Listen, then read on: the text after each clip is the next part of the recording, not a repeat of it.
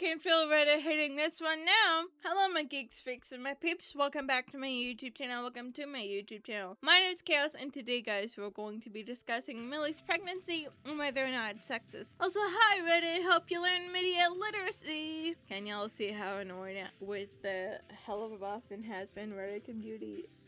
They're a headache. Okay, so in my opinion, yeah, it's at least a little bit sexist, whether intentional or not. One major complaint of not just Millie, but Vipsy Pop's women in general is how flat they are. And no, I don't mean flat-chested or flat with the hips. That they have so much potential, but they end up being one-dimensional. Vaki is a fallen angel who doesn't want her secret getting out. She's been a part of many exterminations and hence have killed many sinners. But is it ever explored in depth? Nah, she's just kind of the sarcastic girlfriend of Charlie. Charlie is only slightly better, but not by a whole lot. The daughter of the devil, she holds to believe that sinners can be redeemed and wants them to be spared from the yearly call. But it's only explored very shallowly, with her being bubbly and almost naively optimistic most of the time. Charlie is able to be somewhat explained just because of the rust nature of season 1. Cherry Bomb's Australian. Frasco's the herd ex who raped Moxie for no reason. Luna was in a hellish adoption system where she was presumed beaten frequently,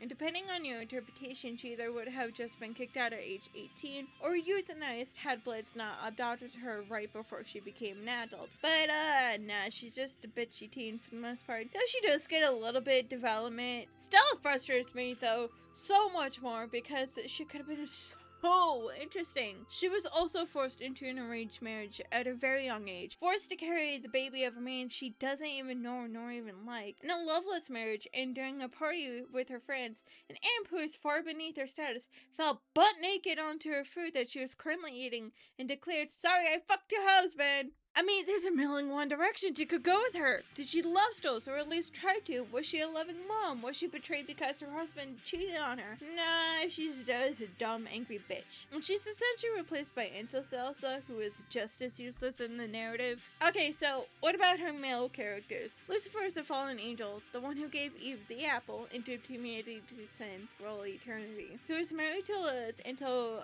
she disappeared roughly 7 years ago. He was bubbly, energetic, sincere, self-loathing, depressed, strong, and boastful. Husk is the gruff bartender with a heart of gold. Once top dog, now merely a servant. He spends most of the time drinking, trying to just get by. Blitz is the boastful boss of IMP. He once was just a clown meant to be laughed at, and now he is forced into a contract to keep his business afloat. Slout, foul-mouthed, self-hating imp who cares deeply about his family. Moxie, Sound of Greed's biggest mob boss, loved and hoped to never look back. He is silly, caring, confident, self-conscious, meek, until his friends are in danger. Asmodeus, the sin of lust, boasts and brags about, "Come on, sing us a song.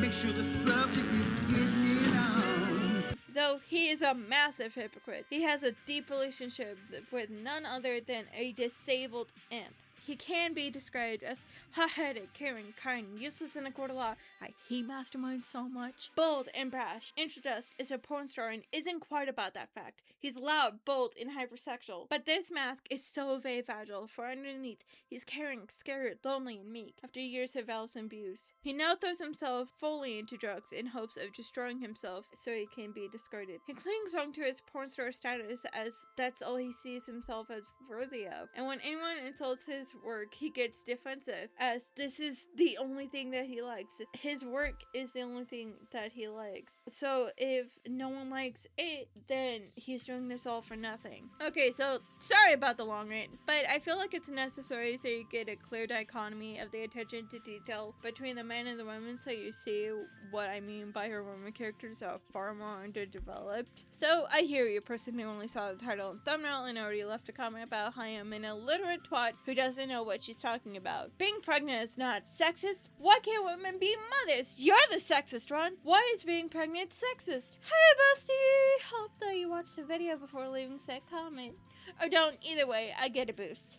So why do people say that Millie being pregnant is sexist? Well, it's because this trope of a pregnancy plotline is almost always handled very badly. So before we get started, no, a woman being pregnant in itself is not sexist. Yes, I know the show has 2 more seasons. No, I should not have to, quote, wait for the show to fully come out, quote, to make a call one way or another. Alright, everyone got it? Good. Okay, so the pregnancy plotline is a trope umbrella where a woman gets pregnant. Self-explanatory, right? And like any other trope, it isn't in itself inherently bad. However, it's a badly done trope. This trope is criticized as a way to add cheap drama. It is seen as a last attempt to add conflict in the story when the writing team is creatively bankrupt.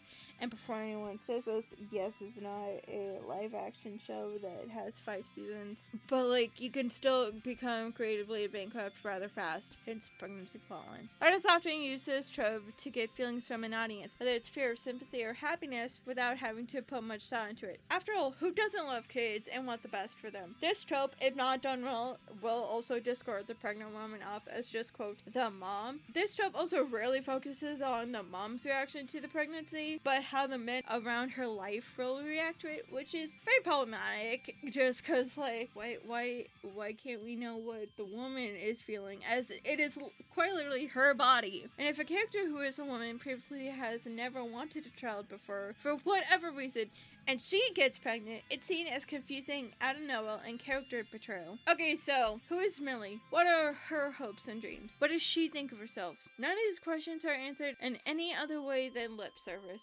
We are told that Millie is self-conscious, but you would never know that by how she carries herself. She doesn't have hopes and dreams. And I can't tell you who she is other than Moxie's southern badass wife. Millie doesn't get any development until the last 2 episodes of season 2. She gets a sliver, nay, a hint of another trait of working hard, and that's it. In Harvest Moon Festival, we head to Millie's family's farm, which would have been a perfect time to get to know who Millie is on her own. What is her relationship like with her family? I don't know. Why? Because this episode, which should have been a Millie-centered episode, is instead focused on her husband, Moxie, which would have been fine, except we already had multiple scenes developing Moxie. We will have several more scenes and episodes focusing on him, but Millie still hasn't had a full conversation with Luna, the other woman in the group. We don't even have 2 unique character traits for her. Now that she's pregnant, I guarantee the plot will solely focus, if not mostly, on Moxie and how Moxie feels about becoming a dad. What is Mafia known for? Being very interested in family. And who has a mob-ass dad who is now looking for an heir?